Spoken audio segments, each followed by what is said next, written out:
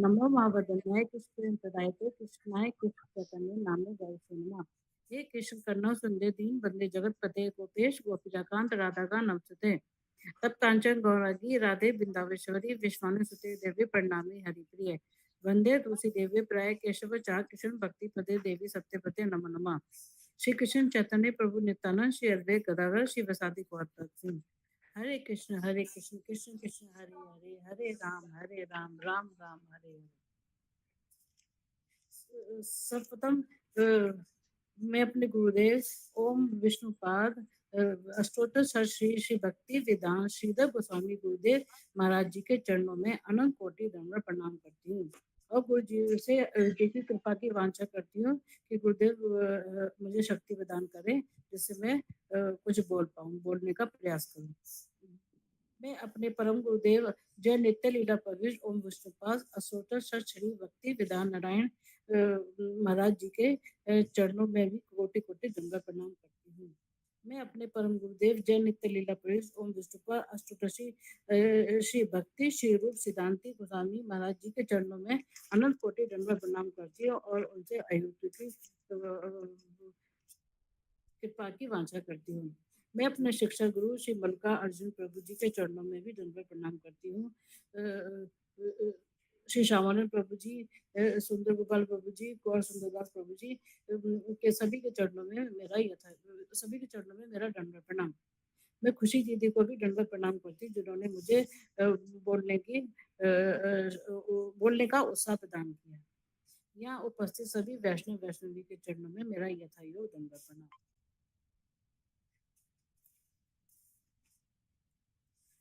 हमने पूर्व जन्म में स्मरण किया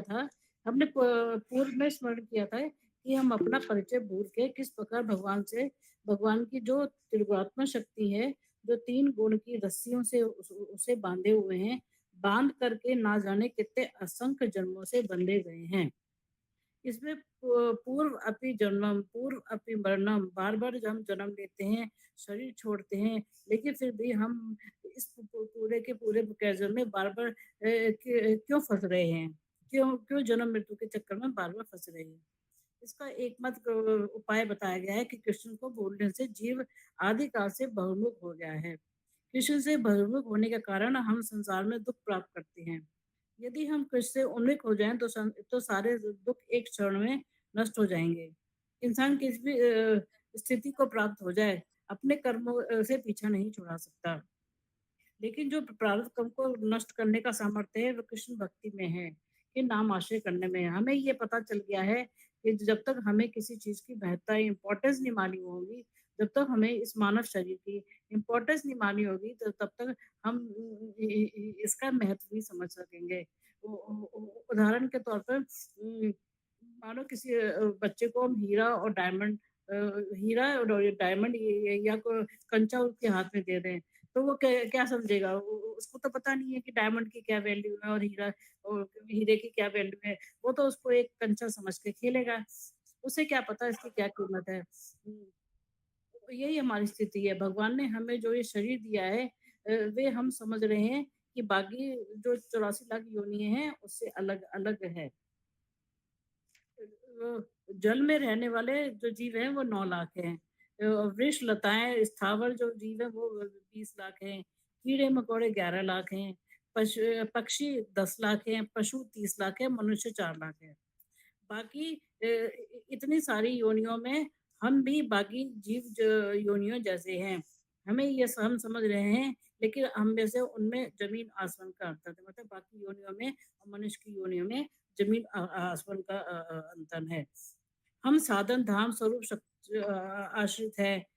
हम साधन कर सकते हैं, भक्ति कर सकते हैं, अर्थात इस शरीर से हम भगवान प्राप्ति के लिए साधना कर सकते हैं। इस मनुष्य देह से हम बाकी के जो योनियां हैं उनसे मुक्त होने के लिए साधन कर सकते हैं। मनुष्य शरीर के अलावा हम कितनी सारी योनियों में भ्रमण कर रहे हैं। इससे मनुष्य देह की इम्पोर्टेंस समझ में आएगा कि जो हम इन सब योनियों में भटके हैं। जल में रहने वाले जीव भी बने हैं, स्थावर भी बने हैं, कीड़े मकोड़े पशु पक्षी सब हम बने हैं। और जैसे जो है जो जो जल में रहने वाले जो जीव हैं वो 9 लाख हैं। और वो एक ही जगह रहते हैं, वो वहाँ पर भगवान की भक्ति नहीं कर सकते। स्थावर जीव जो पेड़-पौधे हैं, वो भी एक जगह पे रहते हैं, मूवेबल नहीं है, वो एक ही जगह पे स्थित रहते हैं। तो वो पौधे जो जो भ्रमण नहीं कर पाते, वो 20 लाख हैं और वो भगवान का साधन भजन नहीं कर सकते। इसी प्रकार हम रोज़ शब्द का प्रयोग करते हैं कि 11 लाख जो हैं अनेक प्रकार के कीड़े-मकोड़े हैं। 11 प्रकार के कीड़े मकोड़े को हम रुद्र शब्द से भी संबोधित करते हैं, क्योंकि रुद्र का मतलब होता है 11। शंकर जी के 11 रुद्र हैं, इसलिए हम इसको याद रख सकते हैं कि हम कीड़े मकोड़े 11 लाख हैं। और पशु पक्षी 10 प्रकार के उड़ने वाले जो पक्षी हैं, वो भी साजन भजन नहीं कर सकते। और जो मनुष्य हैं, वो सबसे दुर्लभ है, कुल 4 लाख है, मनुष्य केवल 4 लाख है। मनुष्य के अंदर जिसके अंदर विद्या ना हो, तप ना हो, दान ना हो, संयम ना हो, कृष्ण भक्ति ना करता हो, वो कैसे जो मनुष्य रूप में मनुष्य रूप को प्राप्त कर सकता है। जानवर जो हैं वो किसी भी प्रकार की भक्ति नहीं कर सकते। सब मनुष्य की जो मनुष्य है वो ही भक्ति कर सकता है। मनुष्य जो है वो गिनती के मुट्ठी भर जीव है। मनुष्य देह की उपयोगिता को समझने के लिए हमें प्रयास करना चाहिए। मनुष्य देह कितना उपयोगी है। जितने भी जल जीव हैं, क्या इनको महाप्रसाद ग्रहण हो पाएगा? जल में नहीं हो पाएगा। ये कीर्तन नहीं कर सकते, ये हरि कथा नहीं सुन सकते, ये हरि नाम नहीं कर सकते, और कुछ नहीं कर सकते। स्थावर तो कुछ भी नहीं कर सकते। भगत लोग कीर्तन कर रहे हैं, नदी में जा रहे हैं, किसी जलचर को कीर्तन ने सुन लिया, स्थावर को कुछ भी नहीं आता, लेकिन वो उसको कीर्तन सुनाई देता है, लेकिन वाइब्रेशन को वो फ़ील कर पाते हैं। इसलिए वो अगर हम ज़ोर-ज़ोर से हरि नाम वगैरह करते हैं, तो उनका भी लाभ होता है। कीट-पतंगे हैं, क्या इनके लिए संभव है कि वो अनजाने कि वो भगवान की पूजा कर सकें? जाने-अनजाने में किसी वैष्णव की कृपा हो गई तो किसी पशु-पक्षी को हम प्रसाद दे देते हैं। अनजाने में कोई तो पशु-पक्षी तुलसी की परिक्रमा कर दे या किसी मंदिर के चारों तरफ वो चक्कर लगा ले ऐसी अनजाने वश, तो उसकी स्वीकृति जाती हो जाएगी। लेकिन इनके लिए भक्ति का पाना असंभव नहीं है। साधन कर पाना केवल मनुष्य के लिए संभव है। किसी किसी ने भगवान का नाम ही नहीं कर सकते, बस उनके पास साधन नहीं है। भक्ति केवल मात्र मनुष्य ही कर सकता है। सिर्फ़ मनुष्य को ही प्राप्त है ये चीज़, बाकी के जीव और को नहीं है। मनुष्य को काँच और हीरा समझना मनुष्य काँच और हीरे में अंतर समझ सकता है। साधारण जीव को काँच और मनुष्य देह समझ नहीं आएगा कि उस केवल मनुष्य जो देह को ही समझ आएगा कि जो हीरा है वो बहुत बहुमूल्य है। इसलिए हमारा जो ये जीवन है ये बहुत ही दुर्लभ है, बड़ी मुश्किलों से हमें ये प्राप्त हुआ है। 84 लाख योनियों में भ्रमण करने के बाद हमें ये मनुष्य देह प्राप्त हुआ है। मनुष्य जीवन प्राप्त हो गया। लभ्य मतलब है अलग-अलग जन्म प्राप्त करते हैं, अलग-अलग योनियों में संभावना मतलब जन्म अनेक-अनेक जन्मों के बाद मनुष्य शरीर प्राप्त होता है। भगवान को विशेष कृपा हो गई, जब भगवान हमारे पर विशेष कृपा करते हैं, तो वो हमें मनुष्य शरीर देते हैं। जो हमारे कुछ जो सुकर्म होते हैं, जिसकी वजह से भी हमें मनुष्य शरीर प्राप्त होता है। जी, ये जीव के बस का बात नहीं है कि मनुष्य देह को अपने आप ही प्राप्त कर ले। ये भगवान की कृपा है, जो हमें मनुष्य देह हमारे कर्मों के अनुसार हमें प्राप्त होता है। और भारतवर्ष में मनुष्य जीवन प्राप्त करना है, तो ये ऐसा स्थान है जहाँ पर बहुत सारे धाम हैं, यहाँ पर वृंदावन धाम है, नवदीप धाम है, जहाँ भक्त लोग जाके अपनी पूजा कर सकते हैं। तो ये एक बहुत बड़ी चीज़ है जो मनुष्य को प्राप्त है। और जो मनुष्य का शरीर है वे अर्थ को देने वाला है, जो परमात्म वस्तु है मनुष्य देव जो है कृष्ण भक्ति को देने वाला है। कृष्ण सेवा को प्रदान करने वाला है। मनुष्य देव इससे ऐसी जो श्रेष्ठतम वस्तु है, वास्तव में इस जगत में कोई विशेष और कोई दूसरी चीज़ नहीं है। लेकिन बुरी चीज़ें ये हैं कि ये टेम्परेरी है। ये मनुष्य जीवन केवल टेम्परेरी है, स्थायी नहीं है। ये कितने दिन के लिए आज है, कल हम रहेंगे, नहीं रहेंगे, इसका कोई ठीक प्रमाण नहीं है। प्राप्त हो गया है लेकिन कोई गारंटी नहीं है कितने दिन के लिए प्राप्त हुआ है। हर वस्तु में मैन्युफैक्चरिंग के साथ चाहे कोई खाने-पीने की चीज़ हो, हर चीज़ के साथ एक्सपायरी मेंशन होता है। जो चीज़ खराब होने वाली नहीं है, उसमें भी एक्सपायरी डेट होती है। तो मनुष्य देह की तो कोई एक्सपायरी डेट है ही नहीं। ये मनुष्य देह एक ऐसी देह है जिसका कोई एक्सपायरी डेट मेंशन ही नहीं किया है। कभी शरीर साथ छोड़ दे, कभी इसका पतन हो जाए, कोई आइडिया नहीं है। इसलिए बहुत सावधान होकर हमें वो प्रभु का भजन करना चाहिए। हमारे गुरुदेव बताते हैं, हम गुरु बंदे मोहि सावधान मते, हमने बहुत सावधान होकर इस मनुष्य देह का पालन करना चाहिए और सावधान होकर हमें गुरु के आश्रित होकर भजन करना चाहिए। गुरु से प्रार्थना करना चाहिए कि हमें अपना आश्रय प्रदान करें, जिससे हम प्रभु की भक्ति ठीक-ठीक से कर सकें। इस जगत में कितने इसके लिए जो धैर्य पुरुष था, जो बुद्धिमान पुरुष है, यहाँ 2 शब्द हैं। यहाँ तक यथार्थ पावत जहाँ तक नहीं हो सकता तब तक शरीर का पतन नहीं हो जाता। तो हमें भगवान की पूजा करना चाहिए। भगवान की भक्ति, भगवान की सेवा, भगवान के धाम में प्रवेश तब करना चाहिए जब तक हमारा शरीर छूटकर धड़ाम से गिर जाता है। तभी और फिर खड़ा नहीं होता है। ये शरीर गिर ना जाए तब तक अच्छे से प्रयास करें और भक्ति को भर्ती कर लेना चाहिए। मतलब कि हमारा शरीर का पतन ना हो जाए उससे पहले ही हमें भक्ति कर लेनी चाहिए। इस शरीर का ठीक उपयोग कर लेना जब तक ये शरीर हमारे पास है। इस जगत में हम आते हैं, अनेक अनेक विषयों के लिए व्याकुल हो जाते हैं, ऐसा नहीं होना चाहिए। इस जगत में जितने भी विषय हैं वो जो उपलब्ध हैं, वो हर जगह उपलब्ध हैं, चाहे किसी भी योनि में चले जाओ। तुलसीदास जी कहते हैं धनम, पत्नी, पुत्र, पापी, ये सब पापी व्यक्ति को भी उपलब्ध हो जाता है। पापी के पापी लोग भी अगर प्रभु का नाम लें और गुरु से आश्रित होकर कृष्ण भक्ति करें तो उन्हें भी अपने पापों से मुक्ति हो जाती है। अ, जन्म में हम जन्म में माता हम हमें हर जन्म में माता-पिता मिलते हैं, भाई-बंधु मिलते हैं। हर योनि में परिवार, माता-पिता, भाई-बंधु, पत्नी प्राप्त होते हैं। हर प्रकार के योनि हर योनि में प्राप्त है। बस एक चीज़ नहीं प्राप्त है, वह है कृष्ण कृष्ण और गुरु हर जन्म में नहीं मिलते हैं। बस मनुष्य जन्म को ही ये प्राप्त हैं। तुलसीदास ने बताया है, "सुत धरा अरु लक्ष्मी पापी घर भी होए। संत समागम हरि कथा तुलसी दुर्लभ होए।"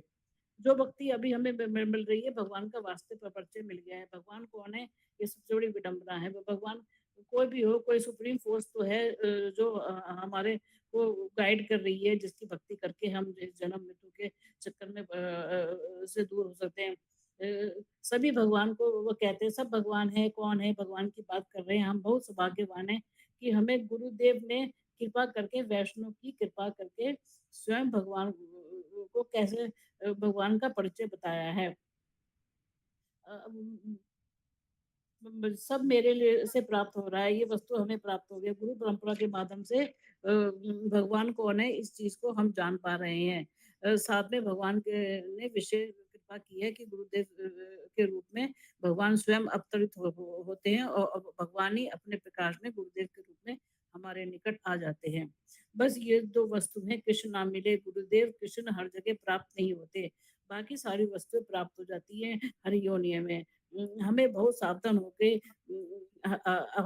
हमारा एक-एक क्षण भी हमें व्यर्थ नहीं करना चाहिए और समय व्यर्थ नहीं करना चाहिए। कितने काल के लिए ये मनुष्य शरीर हमें मिला है, इसका कोई हमें पता नहीं है।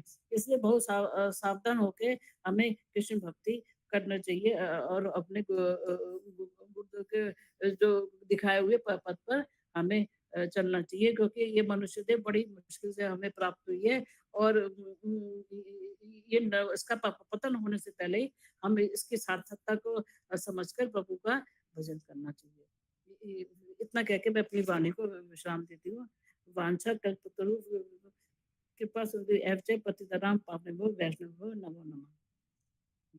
मैं अपने परम गुरुदेव जय नित्यानंद प्रभु ओम विष्णुपाद अच्युत श्री भक्ति शिव सिद्धांति गोस्वामी महाराज जी के चरणों में अनंत कोटि दंडवत प्रणाम करती हूँ और अतिथि से अयोग्य कृपा की वांछा करती हूँ।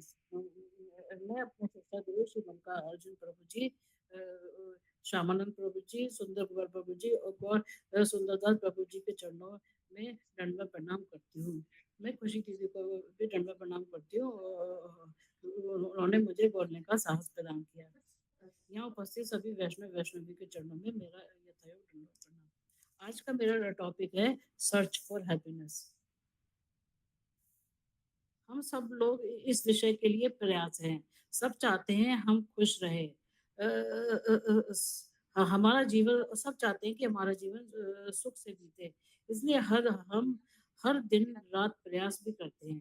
कोई ऐसा नहीं है जो सुखी होने का प्रयास में नहीं लगे हुए हैं।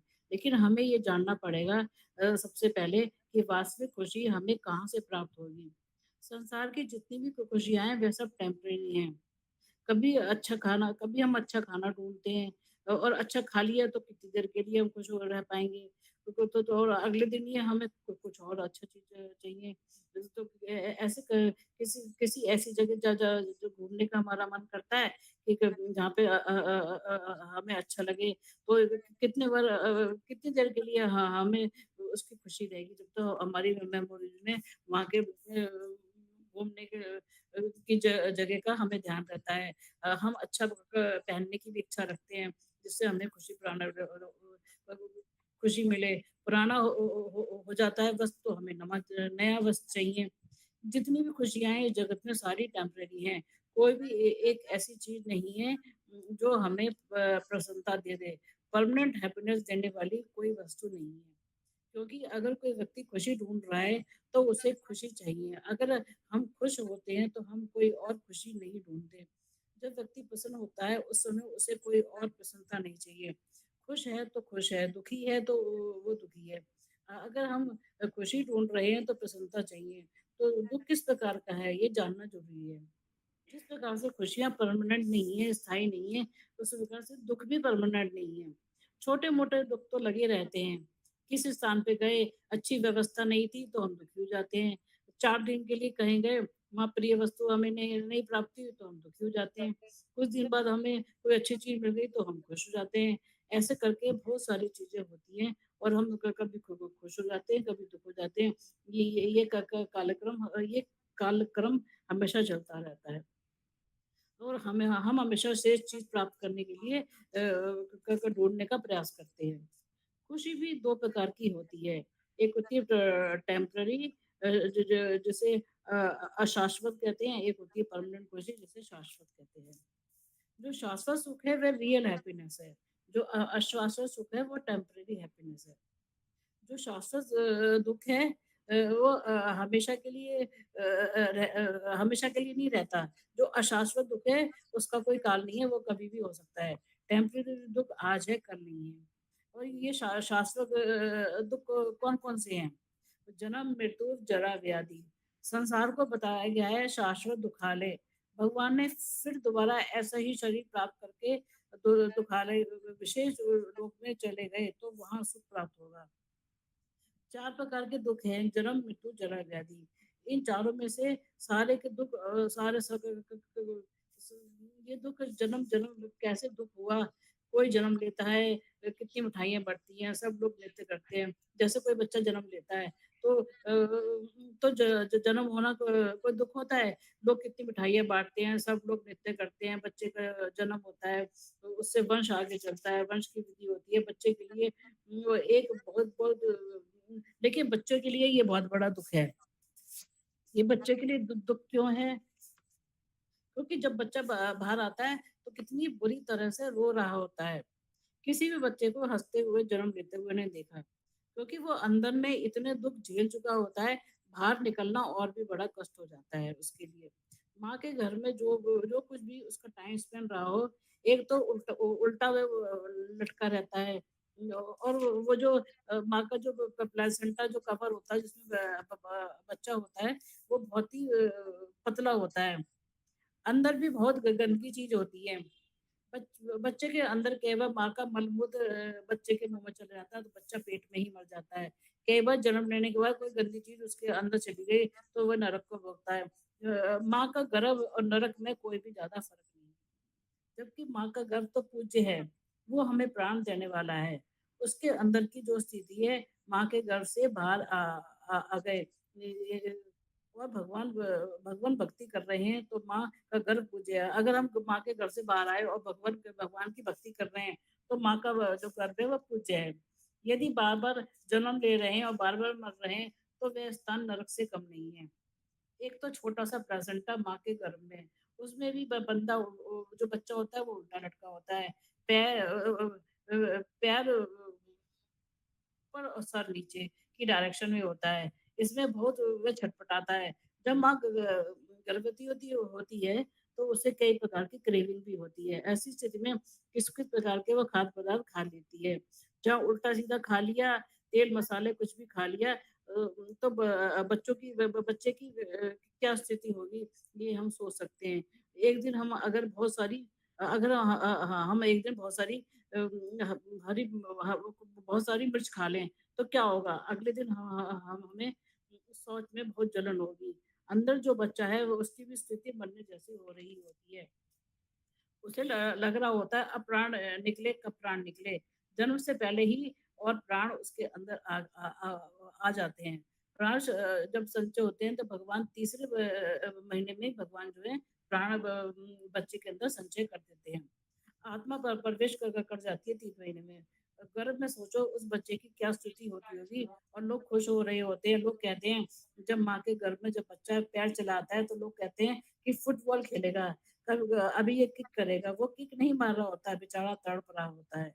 फुटबॉलर नहीं मरेगा, मरने की स्थिति में होता है। उसको बहुत बड़ा माँ के गर्भ में रहना उसके लिए बहुत बड़ी पीड़ा का कारण है। केवल मनुष्य नहीं, हर जीव, पशु-पक्षी आदि सबके गर्भ में होना बहुत बड़ा दुःख की बात है। माँ के लिए प्रसव पीड़ा दुखदाई होती है। माँ के लिए प्रसव पीड़ा जो हालाँकि दुखदाई होती है, लेकिन बच्चे के लिए उससे भी ज़्यादा दुखदाई होती है। माँ को तो सिर्फ़ 1 दिन का कष्ट हो रहा होता है, लेकिन बच्चा तो हर रोज़ जब तक उसका गर्भ में लाइफ़ स्पैन है, तब तक वो झेल रहा होता है। इसलिए जन्म बहुत बड़ा दुःख है। जन्म लेने का मतलब है इस संसार में बहुत बड़ा दुःख। इतना परेशान होता है अगर सौभाग्यवान जीव है तो वो भगवान से प्रार्थना कर लेता है कि भगवान मुझे बुद्धि दो और मैं आपकी प्रार्थना कर सकूँ। एक बार के लिए जब भगवान उसे गर्भ में दर्शन करते हैं, तो भगवान देखते हैं कि ये इतना तड़प तड़प रहा है, इतना परेशान है, तब जीव भगवान से बाहर निकल गर्भ से बाहर निकलने की प्रार्थना करती है। जब गर्भ में जीव होता है, तो भगवान उसको दर्शन देते हैं और जीव भगवान से प्रार्थना करता है कि भगवान से बाहर निकलने की प्रार्थना करते हैं। भगवान कहते हैं मैं निकाल तो दूँगा, बाहर जाके क्या तुम भजन करोगे? क्योंकि बाहर का संसार तो और भी दुखदाई है। और जीव भगवान से वादा करता है, नहीं प्रभु इस बार मुझे बाहर निकाल दो, मैं आपका भजन करूँगा। ब गर्भ में प्रार्थना करते हैं, प्रभु बाहर निकाल दो, निश्चित रूप से प्रार्थना करूँगा। भगवान कहते हैं ठीक है। ये तो फिर वो गुरुजी इस पर बहुत सुंदर प्रार्थना करते हैं। अगर भूल गए तो गुरुजी इस पर बहुत बड़े कथा बहुत बड़ा मतलब कि बताते हैं, इसके बारे में बताते हैं कि भगवान कहते हैं अगर तुम मुझे भूल गए तो बच्चा भगवान से प्रार्थना कर लेता है, अच्छा मैं अब की बार नहीं भूलूँगा प्रभु आप मुझे बाहर निकाल दो। तो भगवान कहते हैं कि बार-बार यहाँ से जब बार-बार जब तुम माँ के गर्भ में आते हो तो बार-बार यही प्रार्थना करते हो कि प्रभु मुझे बाहर निकाल दो, मैं आपकी बार प्रार्थना करूँगा। लेकिन तुम तब भी मेरी भक्ति नहीं करोगे। तो वो कहता है कि प्रभु अगर मैं भूल जाता हूँ तो आप एक अलार्म दे देना। आप मुझे याद दिला देना। भगवान कहते हैं देखो अलार्म तो मैं बार-बार देता हूँ। गुरुजी भागवत में सुनाते हैं 4 अलार्म होते हैं। 4 भगवान हमें 4 अलार्म देते हैं। सबसे पहले ना घुटने का दर्द होता है। फिर आँखों आँखों में चश्मा लग जाता है, दाँत टूट जाते हैं, बाल पक जाते हैं। अलग-अलग टाइम पे अलग-अलग भगवान अलार्म देते हैं। बचपन में ही आजकल 15 साल के बच्चे हो रहे हैं, उनके बाल पक रहे हैं और जब उनको अलार्म जल्दी-जल्दी मिल रहा है।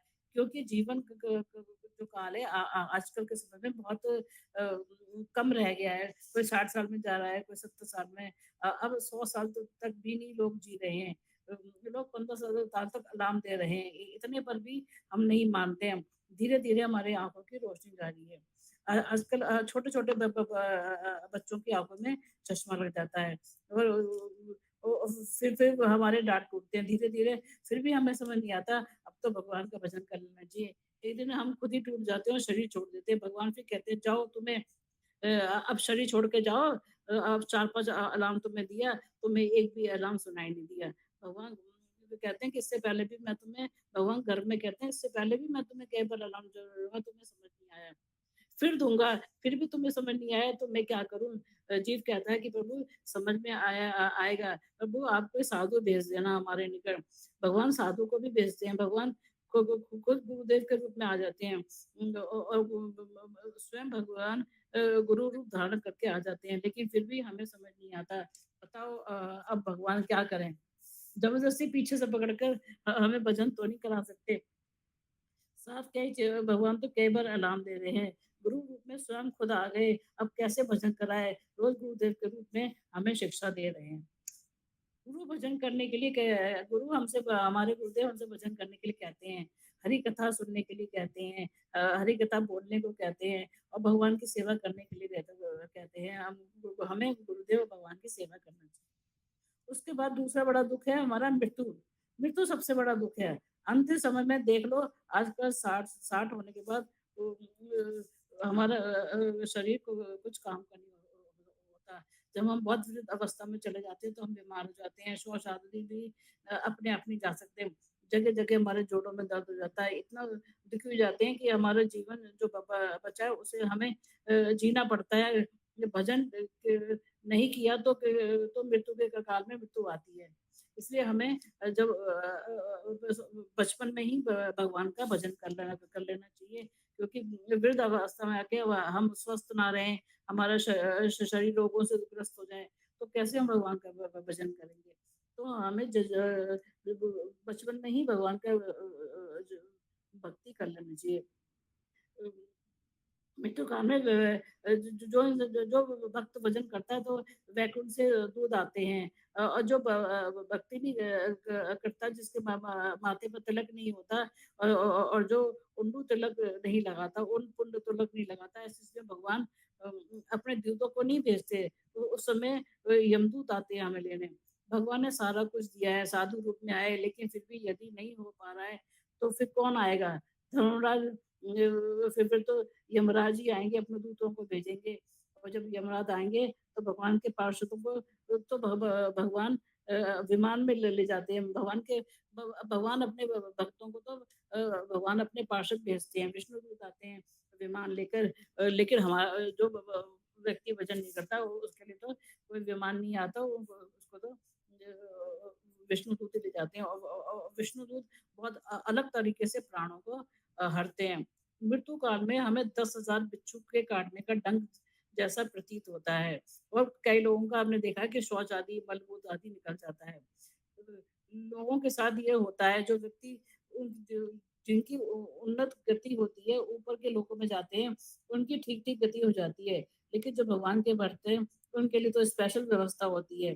मृत्यु अत्यंत दुखी है, लेकिन जब हम भजन करते हैं तो हमें फिर भी भगवान स्वयं हम हमें इतनी पीड़ा का अनुभव नहीं होता और हम भगवान का भजन करते हुए इस जगत के माया जाल से पार हो जाते हैं। तीसरा बड़ा दुःख है जरा। किसी बूढ़े व्यक्ति से अगर हम मिलके पूछें कि दुःखों को जरा मतलब होता है बुढ़ापा। किसी बूढ़े आदमी से बोलो तो वो रो रहे होते हैं, बस यही चाहते हैं कि कैसे उनका शरीर छूट जाए। यद्यपि वे शरीर नहीं चाहते, भक्ति नहीं करी तो मृत्यु का भी भय है, फिर भी जीना भी नहीं चाहते। इसलिए जो जरा है, बुढ़ापा है, तो वो तो बहुत बड़ा दुःख है। बुढ़ापे में तो इंसान किसी के सहारे के बिना कोई काम नहीं कर पाता, तो ये तो बहुत ही बड़ा दुःख है। उसके बाद एक व्याधि। कष्ट हर रोज़ आते हैं, अनेक प्रकार के दुःख हमें आते हैं, कोई स्पेशल दुःख नहीं आया है। तीन दुख माया देवी त्रिताप दे रही हैं। तीन रज्जू से माया देवी ने हमें बांध रखा है। तीन गुणों की रस्सियां हैं जो वो तीन गुणों, तीन प्रकार के दुख हैं। तीन गुण हैं, सात्विक गुण, राजसिक गुण और तामसिक गुण।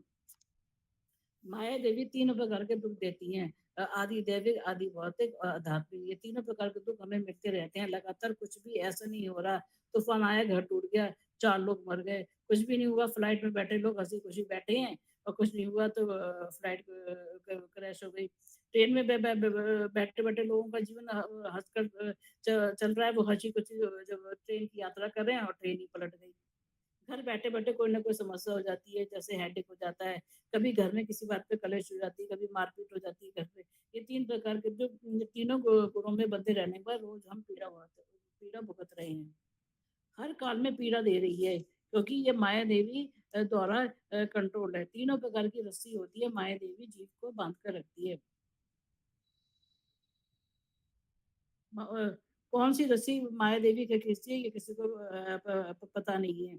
जैसे प प प प पुतली का हमने नृत्य देखा होगा कि वो वो ज जो पुतली जो नृत्य कराने वाला होता है, वो कैसे उन तीनों रस्सियों को चलाता है, कभी कोई सी रस्सी को, कभी वैसे।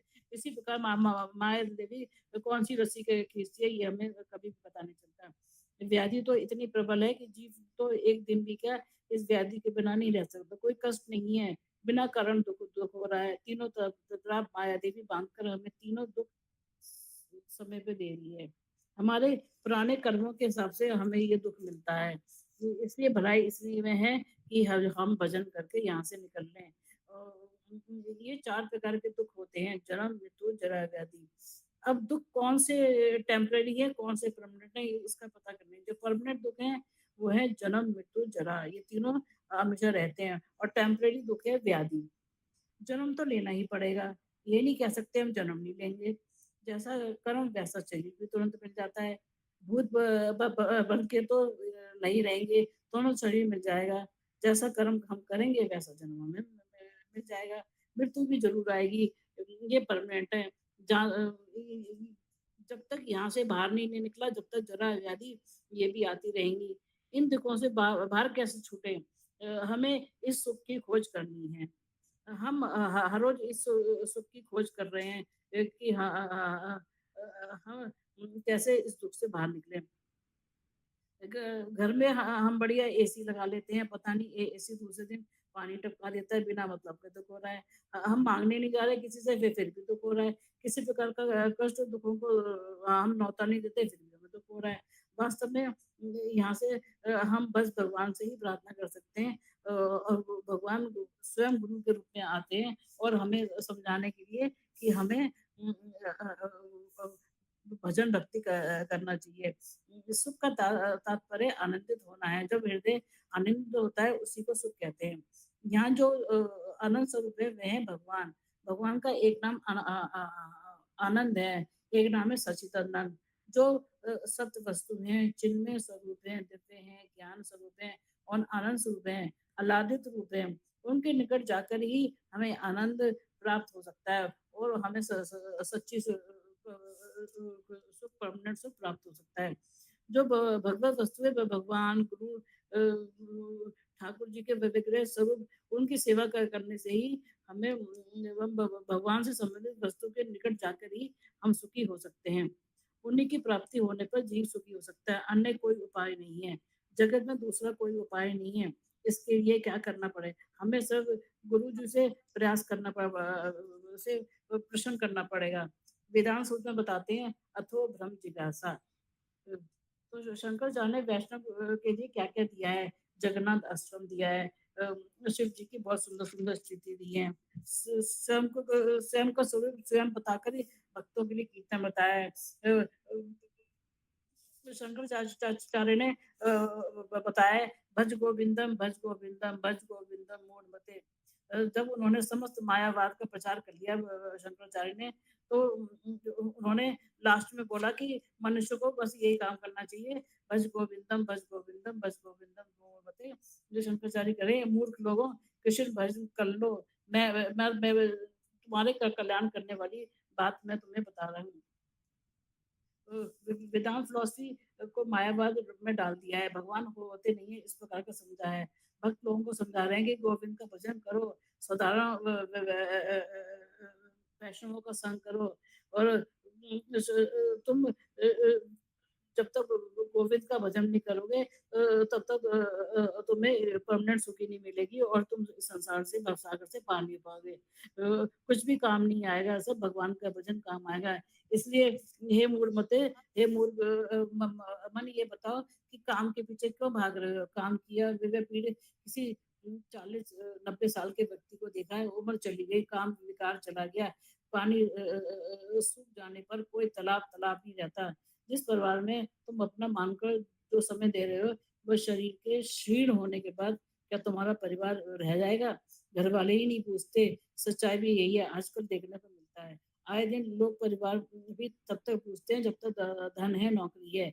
4 महीने घर बैठे देख लो तो क्या होता है, सब सारी स्थिति सामने आ जाएगी। गुरु तो बताते हैं, एक शिष्य, एक गुरु जी कथा बताते हैं। एक शिष्य गुरुदेव के पास जाता है और गुरुदेव गुरुदेव उनको ना एक मंत्र देते हैं। वो कहते हैं कि तुम इस मंत्र को जब याद करोगे तो तुमको मृत्यु आ जाएगी और अब तुम्हारी सांस चलनी भी बंद हो जाएगी। लेकिन जब तुम्हें कुछ पता चले कि तुम्हारे घर वाले तुम्हारे साथ क्या कर रहे हैं, तो तुम दोबारा इस मंत्र का स्मरण करना और तुम उठ जाओगे। तो गुरु जी का मत लेके शिष्य सोचता है कि मेरा परिवार के लोग तो बहुत अच्छे हैं, मुझे तो बहुत परिवार के लोग प्यार करते हैं। तो वह शिष्य घर जाके मंत्र को पढ़ता है। मंत्र को पढ़ के वह ऐसे स्थान पे गिर जाता है जहाँ 2 खंभे होते हैं। खंभों के बीच में गिर जाता है। खंभे के बीच में जैसे गिरा, उसको निकाल वो ऐसे गिरा खंभे के बीच में कि उसको निकालना भी बहुत मुश्किल था और वहाँ पर उसकी मृत्यु हो जाती है। डॉक्टर को साहब को बुलाते हैं, वो कहते हैं कि हाँ, ये तो अब मृत्यु को प्राप्त हो गया है। तो सब लोग वहाँ रोने लग जाते हैं। तो शिष्य सोचता है, देखो कितने श्रेष्ठ लोग हैं, मुझे कितना प्यार करते हैं। गुरुदेव तो ऐसे ही पागल बना रहे थे। 10 फिर ऐसे रोते-रोते 10-15 मिनट बीते, आधा घंटा भी बीता। फिर सबके बाद आँसू सूख गए, सब लोगों के आँसू सूख गए। कोई स्पर्श भी नहीं कर रहा था, जो जो स्पर्श कर रहा था वह हाथ धो रहा था, कोई स्नान कर रहा था, कोई कह रहा है कि इनको जा यहाँ से जल्दी निकालो, यहाँ तो बदबू हो जाएगी।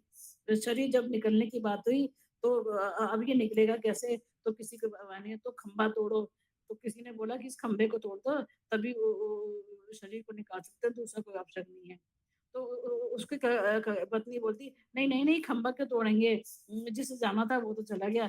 इस शरीर को काट करके आधा शरीर इधर से निकालो, आधा शरीर उधर से निकालो। जब उसने ये सुना तो उसके रोंगटे खड़े हो गए। उसने कहा, ये क्या, ऐसे कोई कैसे कर सकता है मेरे साथ? मेरा बनाया हुआ घर, मेरा बनाया हुआ खंभा, मेरी मृत्यु के बाद मुझे ही काट देंगे, इस खंभे को नहीं तोड़ेंगे। सच में वो हथियार लेके आ गए उनके शरीर को काटने के लिए। जिस क्षण वह बिल्कुल काटने के लिए हो गए, तो शिष्य ने मंत्र स्मरण किया, वो जाग गया। फिर वो जब भागते हुए गुरुदेव के पास गया, गुरुदेव से कहा, गुरुदेव ने कहा, देखा मैंने पहले कहा था कि ये संसार जो है ना, ये बहुत स्वार्थी है। तो फिर वो अपने गुरुदेव से कहता, गुरुदेव मैंने सब देख लिया, अब तो मुझे इस संसार में नहीं रहना। अब आप ही मुझे रक्षा करो और मुझे संसार भवसागर से प्राप्त करो। तो ये हमारे लिए कि वो है कि हमें क्या क्या कहते हैं, अपने शरीर को गुरुदेव और वैष्णवों के से भक्ति सीखकर भगवान की भक्ति करनी चाहिए और जब तक हम भगवान की भक्ति नहीं करेंगे तब तक हम भवसागर से पार नहीं हो सकेंगे और हमें गुरुदेव के निकट जाने पर ही और भगवत सेवा करने से भी हम इस भव सागर से पार हो सकते हैं। इसी के साथ मैं अपनी वाणी को विराम देती हूँ। वांछा कल्पतरु कृपा सिंधु एवं पतितनां पावनेभ्यो वैष्णवेभ्यो नमो नमः। हरे कृष्णा।